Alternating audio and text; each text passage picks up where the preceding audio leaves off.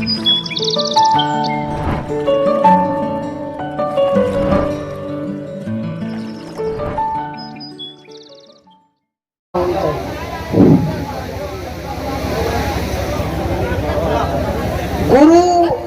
वह मार्गदर्शक है जो हमको हमारी तृष्णा से दूर ले जाता है और सही मार्ग पर चलने की हिदायत देता है, संकेत देता है और बदले में एक रोटी से अधिक कुछ नहीं देता। सबके गुरु स्वामी जगजीवन दास साहब हैं। सब लोग उन्हीं की बंदगी करते हैं। आज इस मंच पर मौसम की विभीषिका को देखते हुए हम चाहेंगे कि जल्दी से जल्दी आप संत महात्माओं की बात सुने और अपने जीवन में उतारें, जीवन सार्थक हो। यही मनुष्य जीवन का लक्ष्य है। सर्वप्रथम साहब जगजीवन दास साहब की जन्मस्थली से पधारे बाबा कर्मेंद्र दास जी महाराज से निवेदन करेंगे कि वो आए और अपनी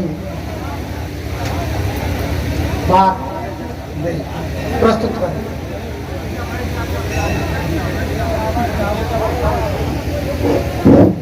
हाँ, बोलिए बड़े बाबा की। और जोर से बोलिए भैया, जरा सा जो है गाना जोर से लगाइए। बोलिए बड़े बाबा की, बोलिए पटवा धाम की, बोलिए सतराम सरकार की।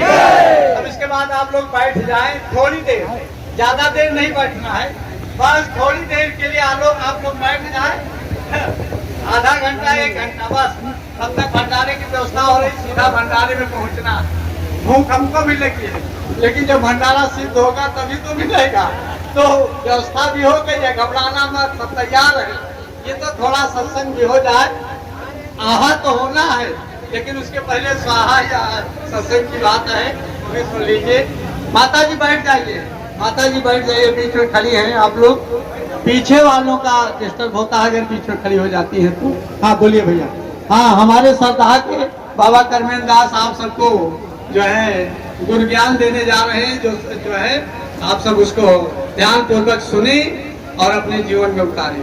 बोलिए बड़े बाबा की, बोलिए हलात दास साहेब की, बोलिए शोभा दास साहेब की।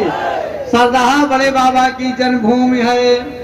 बड़े बाबा की जन्मभूमि में बड़े बाबा के ही सुपुत्र साहेब शोभा दास, जिन्होंने गाय जिलाई थी, 5 साल के थे, गाय जिला दी थी। उसके बाद बड़े बाबा के आदेश से उन्होंने अपना शरीर छोड़ दिया था। तो शोभा दास साहब समाधि सरदार में ही है। और बड़े बाबा के जो भतीजा थे साहेब अहलाद दास, जिन्होंने दिल्ली दरबार में औरंगजेब के पीर को परास्त किया था, ऐसे जो है पुण्य पावन भूमि जो बड़े बाबा की ही पावन जन्मस्थली है, उस पावन भूमि से हमारे बाबा जी हैं। आप इनका सबका उद्बोधन सुने और सुन करके अपने जीवन में उतारें। बोलिए हलात दास साहेब की, शोभा दास साहेब की, सरदार धाम की। अखंडानंद बोधाय शिष्य संतापहारिणे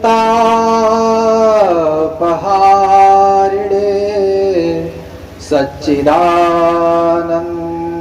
रूपाय तस्मै श्री गुरुवे नमः। यह तन विष की बेलरी, गुरु अमृत की खान। शीस दिए जो गुरु मिले, तो भी सस्ता जान। गुरु गोविंद दो खड़े, काको लागे पाए। बलिहारी गुरु आपने, गोविंद देव बताए। एक बार प्रेम से बोलिए, सच्चे दरबार की, श्री संत सदगुरुदेव साहेब की। आज परम मंगलमयी वेला है, गुरु पूर्णिमा। नानक जी के जन्मोत्सव के पावन उपलक्ष्य में संपूर्ण आर्यावर्त में ही नहीं अपितु संपूर्ण विश्व में जितने भी सतनाम मतावलंबी, जितने भी सनातन मतावलंबी हैं, वो सभी आज के दिन को गुरु पर्व के रूप में मनाते हैं। आज ये विशेष दिवस हमारे जीवन का एक ऐसा क्षण है कि जिसमें चित्त के अंदर गुरु का आविर्भाव होता है। हमारे जीवन में वैसे तो प्रत्येक क्षण और प्रत्येक दिन गुरु का चिंतन और गुरु के द्वारा दिए गए नाम का चिंतन करने के लिए ही है। हमारे यहाँ के जितने भी संत हैं, जितने भी महंत हुए, जितने भी साहबान हुए, उन्होंने एक ही उपदेश दिया कि भगवान का नाम सुमिरन, नाम चिंतन हम लोग गुरु कर लेते हैं। हमारा विषय थोड़ा अलग ही हटके रहता है। क्षमा चाहते हैं, अगर किसी को पीड़ा हो तो क्षमा करना। हम लोग गुरु कर लेते हैं। गुरु कोई ऐसी जीवन की कल्पना नहीं है कि जैसे हमारे शादी विवाह होना निश्चित हो वैसे गुरु भी हो जाए बस ठीक है। गुरु क्या है, पहले हमें गुरु को समझना चाहिए। अभी मैंने इससे पहले उद्बोधन के पहले ही एक पंक्ति गाई है कि शीश दिए जो गुरु मिले तो भी सस्ता जान। शीश देने का अर्थ ये नहीं कि गला काट करके गुरु के चरणों में चढ़ा देना है। शीश देने का अर्थ है संपूर्ण समर्पण। गुरु हमें क्या देता है? गुरु हमें नाम दान देता है और उससे पहले शिष्य दान करता है। गुरु दान बाद में करता है, शिष्य पहले दान करता है। शिष्य क्या दान करता है? शिष्य अपना संपूर्ण जीवन गुरु को दान करता है। पहले जब शिष्य दान करता है और तब गुरुदेव उसको नाम दान प्रदान करते हैं। ये जो आप बाद में दान देते हैं 10 रुपए, 5 रुपए, 100 रुपए, ये कुछ नहीं है।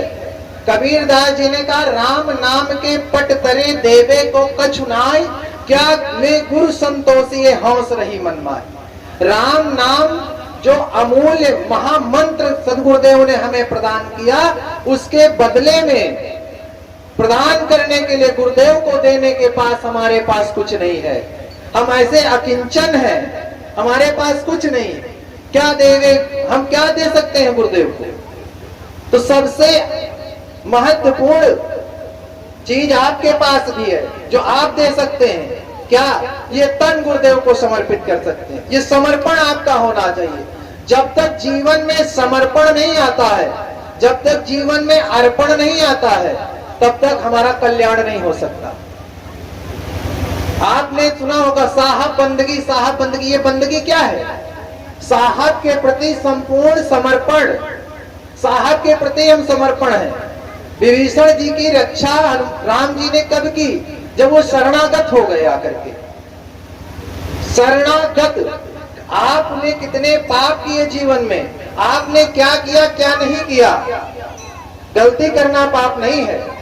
मानव शरीर धारण करने के बाद नित्य जीव से पाप होते हैं, लेकिन जान करके किसी गलती को करना महान पाप है। अगर जीवन में आपकी गलतियां पर गलतियां होती रही, आप अनजाने में लाख पाप करते रहे, लेकिन एक बार आपके मन के अंदर चेतना आई कि नहीं, जो हम कर रहे थे ये गलत था, और उसी दिन से संकल्प ले लीजिए कि आज तक जो हुआ हुआ आज से नहीं होगा, और उस दिन जाकर के किसी योग्य, किसी गुरुदेव की शरणागति प्राप्त कर लीजिए और वहां से नाम दान लेकर के आइए। तो नाम दान लेकर के आए तो उसको रख के बैठिए नहीं। जैसे आपको एक मुट्ठी अनाज दे दिया जाए और आप उसको पोटली में बांधो और लेकर के जाओ बक्से के अंदर रख दो, वो ज्यों का त्यों बना रहेगा। लेकिन अगर उसको ले जाकर के खेत में बो देते हो तो उसका 2.5 गुना, 3 गुना, 5 गुना, जैसे आपके भूमि के अंदर उर्वरक शक्ति होगी वैसा आपको प्राप्त हो जाएगा। वैसे जो गुरुदेव से महामंत्र मिला है उसका सुमिरन करना है। हम लोग कहते हैं कि हम कुटवा धाम जा रहे हैं, गुरु सेवा के लिए जा रहे हैं। गुरु की सेवा क्या है? जो आप गुरु के यहाँ झाड़ू लगा देते हैं, गुरु की गाय को घास दे देते हैं, चारा दे देते हैं, चरण दबा देते हैं, ये गुरु की शारीरिक सेवा है। गुरु की जो वास्तविक सेवा है वो सेवा क्या है? जो गुरुदेव के द्वारा हमें मंत्र दीक्षा मिली है, नाम दीक्षा मिली है, पूर्ण शरणागत भाव रखते हुए और नित्य उसको चलते फिरते सोते जागते जब भी समय मिल जाए उसका चिंतन करते रहना, उसका सुमिरन करते रहना, गुरु की वास्तविक और आध्यात्मिक सेवा ये है। इसलिए गुरु किया जाता है। ये नहीं कि हम भी धागा बांध लिए, हम भी मंत्र ले लिए, दोनों हाथ में धागा है, टोपी लगा लिए, सेल ही पहन लिए, आहा अब हो गए महंत, ना किसी की सुननी है ना किसी को सुनाना है, बस अपने में मगन। मगन रहो, अच्छी बात है, मगन ही तो रहना है, लेकिन किसमें मगन रहो? वास्तविकता में मगन रहो। कई लोग कहते हैं कि हम भजन कैसे करें, हमारे गुरुदेव ने नहीं बताया भजन करना। अरे गुरुदेव ने जो मंत्र दिया वो सूत्र था। हमारे आदरणीय गुरु जी बैठे हैं, आपने हमें मैथ पढ़ाई है और मैथ पढ़ाते पढ़ाते इन्होंने एक बात हमें बताई थी कि सबसे पहले जो किसी त्रिभुज की रचना करनी होती है तो सबसे पहले आधार रेखा खींची जाती है। जो भी बच्चे पढ़े हैं उनको पता होगा, सबसे पहले आधार रेखा खींची जाती है। आधार रेखा को खींचने के बाद उसके ऊपर कर्ण और लंब की रचना होती है जिससे त्रिभुज बनता है। और हम लोग कहाँ हैं? हम लोग त्रिभुज में ही हैं, त्रिभुज में ही हैं। 3 लोक हैं कि नहीं? 3 लोक, और तीनों लोक के बीच में हम बैठे हैं। हम लोग आरती गा लेते, तुम प्रभु उभय अंक चित दीना, त्रिवेणी महा आसन लीना। कई लोग कहते हैं कि त्रिवेणी का मतलब क्या? बोले प्रयागराज में बाबा जाके बैठे रहे। ये नहीं है। तुम प्रभु उभय, उभय माने होता बीच। हम लोग भजन गाते हैं लेकिन भजन का अर्थ नहीं समझ पाते। अर्थ समझोगे कैसे? किसी सत्संगी व्यक्ति के पास जो बैठोगे। उभय क्या है? इंगला और पिंगला 2 नाड़ियां हैं, जो उसके बीच में सुषुम्ना नाड़ी। बड़े बाबा ने यहां पर आज्ञा चक्र पर अपना स्थान धारण किया। तुम प्रभु उभय, उभय माने बीच, अंक चित दीना, त्रिवेणी महा आसन लीना, और जो कोई तुम्हारी शरण है आवा, कीन्हो कृपा भगति तिन पावा। भक्ति ऐसी वैसी कोई वस्तु नहीं है जो आपको बाजार में मिल जाए। हाँ, बाजार में मिल जाती है, माला खरीद के पहन लो, अचला खरीद के हमारे जैसा पहन लो, थोड़ा सा चंदन लगा लो, भक्त हो गए। ये नहीं है वास्तविकता, ये नहीं। भगवान कहते मोह कपट छल छिद्र न भावा। आप चंदन लगा करके, अचला पहन करके, कंठी पहन करके समाज को बरगला सकते हैं, परमात्मा को नहीं बरगला सकते, भगवान से चोरी नहीं कर सकते। इसलिए ये गुरु पूर्णिमा पर आने का और गुरु पूर्णिमा मनाने का उद्देश्य तभी पूर्ण होगा प्यारे, जब आप गुरु के द्वारा बताए गए मार्ग का अनुसरण कर लोगे। बड़े बाबा सूक्ष्म शरीर के रूप में, अपने साहित्य के रूप में, अपने वाणी के रूप में हमारे बीच आज भी उपस्थित हैं। आप ले जाइए ग्रंथ बड़े बाबा के, उनका चिंतन कीजिए, उनका भजन कीजिए, उनका मनन कीजिए, और फिर देखिए। ए बेटा थोड़ा सा, ये क्या है? आप लोग कहते हैं कि भजन करने के लिए बैठते हैं, मन भजन में नहीं लगता। मैं प्रायः एक बात कहा करता हूं कि जैसे आपको भोजन अच्छा न लगे, आपको भोजन बढ़िया परोस के लाया जाए, दे दिया जाए, और वो अच्छा न लगे, तो उसका कारण क्या है? तन रोगी है। अगर भोजन अच्छा नहीं लगता है तो तन रोगी है। और भजन करने के लिए बैठो, अगर भजन ना अच्छा लगे तो समझो मन रोगी है, मन रोगी है। इतने दिन से इसमें विषय वासनाओं का हम चिंतन करते रहे, आज ये हो जाए, आज वो हो जाए, आज गाड़ी आ जाए, आज बंगला बन जाए, आज 1 बीघे खेत से 5 बीघे खेत हो जाए। इसमें विषय वासना में हम डूबे रहे। तो जब भजन करने के लिए बैठोगे तो सारी की सारी वासनाएं आपको पकड़ेंगी, लेकिन वो पकड़ नहीं रही है, वो छूट रही है। जो जीना आपको छत पर ले जाता है, वही उतरने के लिए भी वही सीढ़ी है, वही चढ़ने के लिए भी सीढ़ी है। क्रिया दोनों एक ही है। आपको विवेक के अनुसार चढ़ना है तो भजन करते रहिए। हम कहते हैं कि नाम को रटिए तो जप तो कीजिए, चिंतन कीजिए। उसके बाद में क्या होगा कि जो विषय वासना है उसको दूर नहीं करना पड़ता। कई लोग कहते काम छोड़ो, क्रोध छोड़ो, मोह छोड़ो और तब भजन करो। कैसे छोड़ोगे ये बताओ? आपसे ना काम छूट सकता है, ना क्रोध छूट सकता है, ना मोह छूट सकता है। क्यों? क्योंकि गुण अवगुण सबके उर बसही, नाथ पुराण निगम अस कहीं। गुण और अवगुण आपके अंदर भरे हुए हैं, फिर कैसे छूटेगा? कारण ये उसको कुछ छोड़ना नहीं है। जैसे एक कक्ष के अंदर आप बैठो, अंधकार व्याप्त हो कमरे के अंदर, तो अंधकार को लाठी लेकर के भगाओगे तो अंधकार नहीं जाएगा।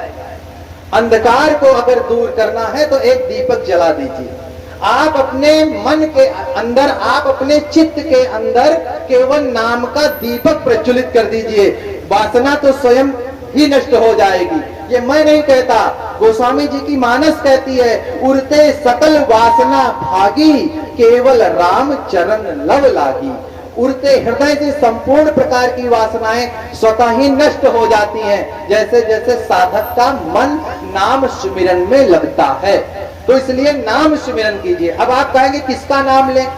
जिस ईश्वर में आपकी आस्था है और जिनको मंत्र मिल चुका है उनको पता है क्या जपना है, उसको हम व्यक्त नहीं कर सकते। उसका एक फाउंडेशन है हमारे पंथ में, उसका मन ही मन चिंतन करना है। चित्त को चिंतन में लगा दो, मन को मनन में लगा दो, जीवन धन्य हो जाएगा। मनुष्य का जीवन धारण करना तभी सार्थक होगा जब आपका चिंतन होगा। किसी ने हमसे पूछा कि पूजा क्या है? मैंने कहा कि भाव से जो भी क्रिया ईश्वर को समर्पित हो जाए वही पूजा है। पाप क्या है?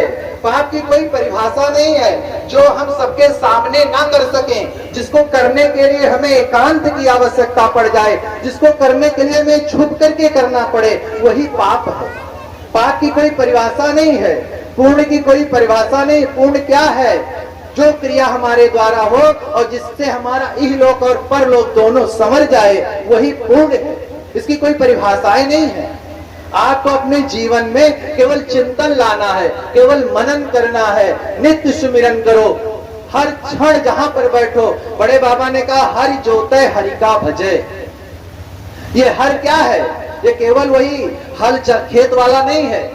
जो भी कार्य परमात्मा ने आपको दिया है, आप ड्राइवर हैं तो कुशलता से ड्राइविंग कीजिए, आप अध्यापक बने हैं तो कुशलता से बच्चों को पढ़ाइए, आप वकील हैं तो न्याय के पक्ष को लेकर के लड़िए, आप गुरु का पद लिए हैं तो धर्म का प्रचार प्रसार करने से पहले आप स्वयं अपने अंदर अपने चित्त के अंदर वो ज्ञान धारण कीजिए, अपने विवेक को धारण कीजिए। आपको अगर भगवान ने 4 पुत्र दिए हैं तो उनका पालन पोषण पूरे मनोयोग से करिए।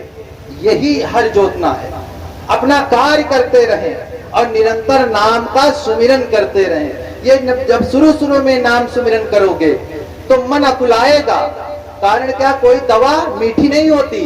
डॉक्टर के पास जाते हो तो जैसे शरीर के रोग को ठीक करने के लिए डॉक्टर के पास जाना पड़ता है, वैसे मन को ठीक करने के लिए गुरु की शरण में जाना पड़ता है। गुरु जो औषधि देते हैं उसको खाओ। खाने का मतलब है उसका सुमिरन करो। तो दवा मीठी नहीं होती, लेकिन खाना पड़ता है।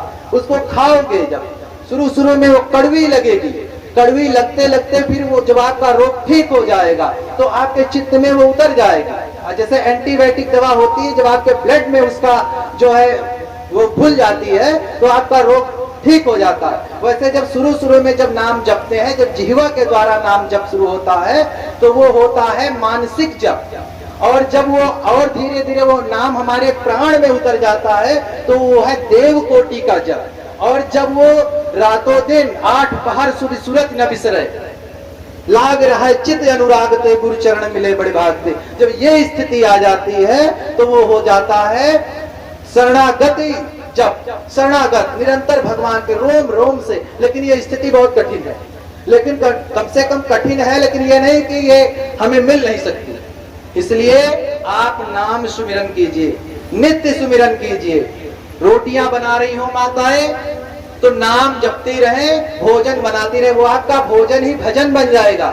जब उस प्रसादी को आपके बच्चे पाएंगे, आपके घर के लोग पाएंगे तो उससे उनकी बुद्धि शुद्ध हो जाएगा। भजन से आप जुड़ जाइए। बड़े बाबा ने केवल भजन से जुड़ने के लिए कहा, ना कोई यज्ञ, ना कोई तप, ना कोई पूजा, ना कहीं कुछ, ना जंगल में जाने की आवश्यकता है, ना पंचधूनी तापने की आवश्यकता है, कुछ करने की आवश्यकता नहीं है, केवल नाम जप करने की आवश्यकता है। अनेक संतों ने कहा, दादू दयाल जी ने कहा, नाम सपीड़ा लीजिए प्रेम सहित यश गाए, अर्थात नाम को पीड़ा के साथ लीजिए, प्रेम के साथ प्रभु को पुकारिए। हम जहां बैठे वहीं पुकारें। हम किसकी संतान हैं? ईश्वर अंश जीव अविनाशी, हम उसी ब्रह्म की संतान हैं। जो भगवान है वही हम हैं। कारण क्या है? जैसे गंगा का जल लोटे से निकाल करके बाहर रख दिया गया तो वो गंगा जल हो गया, और गंगा जी में जो बह रहा है वो गंगा जी है। इसी प्रकार से हम ईश्वर के अंश हैं। अब आप कहोगे प्रमाण दो हमें, हम ईश्वर के अंश कैसे? मैं प्रमाण देता हूं। कोई व्यक्ति, इतने लोग आप बैठे हो और कोई लोग मरना नहीं चाहते। मरना चाहते हो?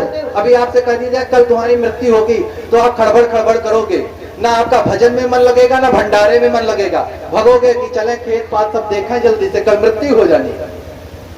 कोई मरना नहीं चाहता। कारण क्या है? क्योंकि हम जिसकी संतान है वो अमर हैं, वो अविनाशी हैं, उनका विनाश नहीं होता। हम परम ब्रह्म परमात्मा की संतान हैं, इसलिए हम भी मरना नहीं चाहते। क्योंकि पिता के अनुवांशिक लक्षण पुरुष के बेटे के अंदर होते हैं, तो हम परम पिता की संतान है, इसलिए हम भी मरना नहीं चाहते। हम कभी दुखी नहीं होना चाहते। इसका कारण क्या है? क्योंकि हम जिसकी संतान है वो आनंद सिंधु सुख राशि है, वो आनंद के सागर हैं, उनका आनंद कभी छीड़ नहीं होता, तो हम भी दुखी नहीं होना चाहते। इसीलिए भगवान बार बार हमको याद कराते हैं कि तू मेरा है, तू मेरा है और तू मेरा हो जा। लेकिन हम लोग क्या करते हैं? जैसे माँ बच्चे को दूध पिलाने के लिए हाथ पकड़ती है और कहती बेटा चलो दूध पियो, बच्चे को भूख लगी रहती है, लेकिन बच्चे को ज्ञान नहीं होता, कारण वो प्लास्टिक के खिलौनों से खेल रहा होता है। वैसे हम माया को इस प्रकार से पकड़ चुके हैं कि हम उसमें इतना मग्न हो गए हैं कि हमें भजन अच्छा नहीं लग रहा, प्रभु की ओर बढ़ना नहीं चाहते। नाम को सुमिरन कीजिए, प्रभु स्वयं चल करके आएंगे आपका उद्धार करने के लिए। सबरी प्रभु को खोजने के लिए नहीं गई थी, कुटिया में बैठ करके गुरुदेव ने कह दिया बेटी एक दिन तेरी कुटिया में राम आएंगे। सबरी ने प्रश्न नहीं किया कि कब आएंगे।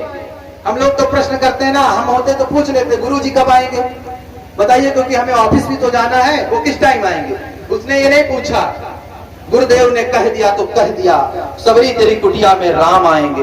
उसी दिन से उसने दृढ़ विश्वास कर लिया कि मेरी कुटिया में राम आएंगे, क्योंकि गुरुदेव की वाणी कभी मिथ्या नहीं हो सकती। नित्य बुहारती, बाट को बुहारती, पलके बिछाती, सुमिरन करती। और देखिए प्रेम मार्ग कितना है। आप शास्त्रोक्त विधि का आचरण करें या ना करें, शास्त्रोक्त विधि का आचरण गृहस्थ नहीं कर सकता कि सुबह ही ब्रह्म मुहूर्त में स्नान करे और भगवान को स्नान कराए, धूप बत्ती अगरबत्ती आचमन प्रसाद, कुछ नहीं। सबरी प्रेम से प्रभु को पुकारती, पहले बेर चख लेती थी, फिर जूठे बेर रख देती थी। हम तो यहाँ शास्त्रों में तो कहा गया पहले भगवान को पाओ तब पाओ, प्रेम मार्ग यह नहीं कहता। सबरी पहले चखती थी उसके बाद रखती थी कि राम जी को खट्टे बेर नहीं खिलाने, ये भाव है, ये प्रेम का भाव है। और राम जी उसी का प्रसाद ग्रहण किए आकर के बोले कि माँ मुझे भूख लगी है, कुछ खाने को नहीं दोगी। सबरी देख राम घर आए, गुर के वचन हर्ष अति भाए। जैसे ही राम जी ने सबरी को देखा तो गोस्वामी जी का भाव बदल गया, वो घर लिख रहे हैं। सबरी को देखने के बाद राम जी को माँ कौशल्या की याद आ गई।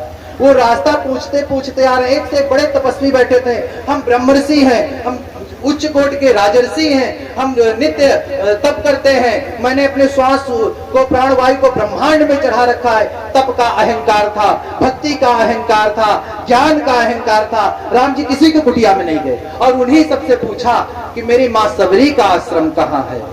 तो भगवान जिसकी कुटिया को, जिसका नाम पूछ करके आ रहे हैं, ये क्षमता प्रेम में है। किसमें है? प्रेम में। प्रेम के साथ प्रभु को पुकारिए। हम लोग क्या करते हैं, बड़े बाबा का चित्र ले जाते हैं, घर के अलमारी में रख देते हैं, 2 अगरबत्ती सुबह, 2 अगरबत्ती शाम, उसके बाद कोई मतलब नहीं, बस उसी से वो कहते हैं बाबा हमको ये दे दो, बाबा हमको वो दे दो। भगवान श्री कृष्ण कहते हैं कितने लोग इसमें बैठे हैं जो भक्ति मांगते हैं, कितने लोग भक्ति मांगते हैं? भगवान की कृपा सब लोग प्राप्त करना चाहते हो तो सुनिए, भगवान जिसके ऊपर कृपा करते हैं तो क्या करते हैं? सबसे पहले भगवान श्री कृष्ण गीता में कहते हैं कि मैं जिसके ऊपर छोड़ दोगे। तीसरी बात, और उसके बाद मैं ऐसा कोई असाध्य कष्ट देता हूं कि जिसके द्वारा भक्त निरंतर हमारे नाम का सुमिरन करता।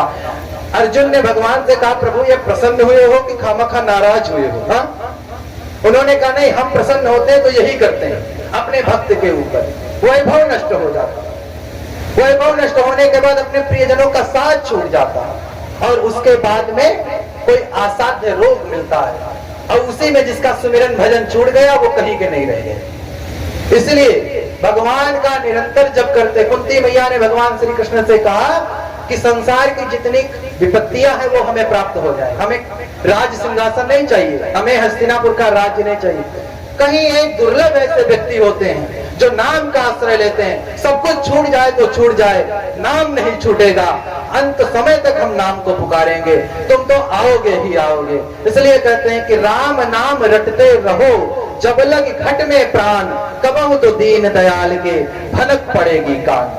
कभी तो वो सुनेंगे। यही है हमारा सुमिरन। सुमिरन माने सु माने सुंदर, और मिलन शब्द जो है उसका पर्याय है मिलन, अर्थात सुंदर मिलन, जीवात्मा का परमात्मा से मिलन। किसके द्वारा होता?